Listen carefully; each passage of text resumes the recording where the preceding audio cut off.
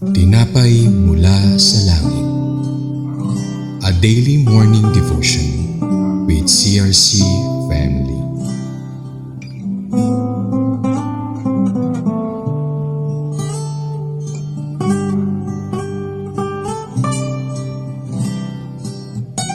Isang mapagpalang araw po sa bawat nakikinig dito sa ating programang Tinapay Mula sa Langit. Ako po si Brother Aiden L. Romero, kabataan ng Queens Road Daughter Church. Bago po tayo magpatuloy, tayo po muna ay manalangin. Panginoong Jesus, ako po ay lumalapit humihingi ng gabay upang pangunahan ng aming morning devotion. Buksan mo nawa ang aming espiritual na isipan at aming puso upang lubos namin maunawaan ang iyong mga salita na nais mong iparating sa akin at maging sa mga nakikinig. Ito po ang aking panalangin sa tanging pangalan mo lamang at sa gabay ng banal na Espiritu. Amen. Sa ating pong pagpapatuloy, ang title po ng ating pagbubulay-bulayan ay Hope for Israel under Yahweh's Judgment and Hope for the Gentiles. Ang Bible text po ay makikita sa Deuteronomy chapter 32 verses 36 to 43. Basahin po natin Deuteronomy 32, 36, 43. 36, the Lord will vindicate His people and relent concerning His servants when He sees their strength is gone and no one is left slave or free. 37, He will say, now where are their gods, the rock they took refuge in? 38, the gods who ate the fat of their sacrifices and drank the wine of their drink offerings, let them rise up to help you. Let them give you shelter. 39, see now that I myself, there is no God besides me. I put to death and I bring to life. I have wounded and I will heal and no one can deliver out of my hand. So 40, I lift my hand to heaven and solemnly swear as surely as I live forever.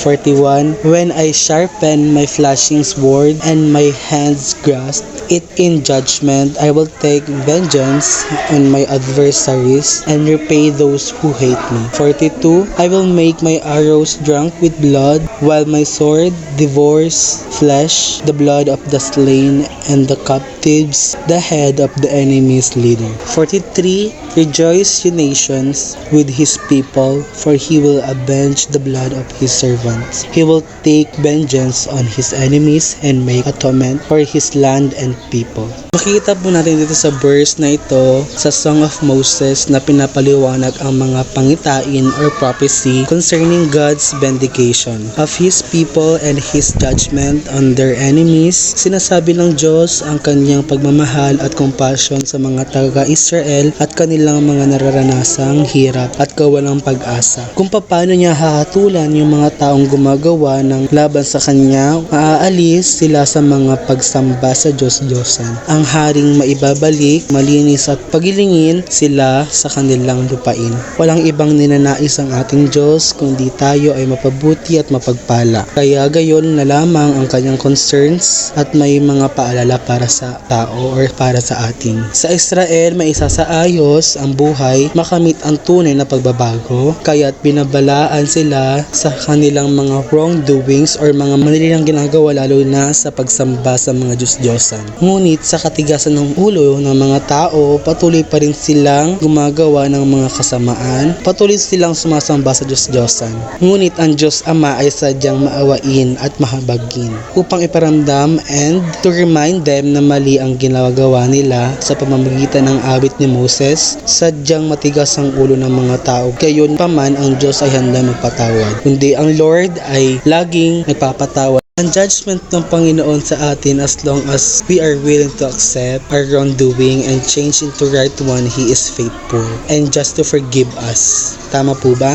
Kaya manatili tayong sumunod sa tama at lalakaran natin ang kanyang tagubilin upang sa ganoon ay makamit natin ang pagpapala. Dahil ang hindi pagsunod ay may distraction at consequences sa ating buhay. Pero pag tayo ay sumunod, may kaakibat na pagpapala, kaya subuhin natin patuloy tayong lumakad sa kagandahan ng loob ng ating Panginoon. Tandaan natin ang sinasabi sa Romans 12:19, mga mahal kong kaibigan, huwag kayong gumanti gumanti. Hayaan niyong ang Diyos ang gumanti kasi sinasabi sa scripture, ako ang maghihiganti. Pagbabayarin ko ang gumawa ng mali, sabi ng Panginoon. Bilang kabataan sa panahon ngayon, maraming mga pagsubok at test sa buhay na naranasan. Sa limuot, ang mundo masyado ng maingay, ngunit bilang kabataan ng Kristiyano, pipiliin natin ang dapat at kung ano ang nais na ang Panginoong Jesus laging buksan. Bukas sa pagbabago, lalakad sa tama, susunod sa nais ng Panginoon upang ang pagpapala ay matanggap. Lagi natin tandaan ang sabi sa Romans 12:2, huwag kayong gumaya sa mundong ito, hayaan niyong baguhin ng Diyos ang takbo ng isip niyo para malaman niyo kung ano ang gusto niya, yung mabuti, nagpapasaya sa Kanya at perfect. Nawa, ang salita niya ay ma-instill sa ating mga puso at isipan.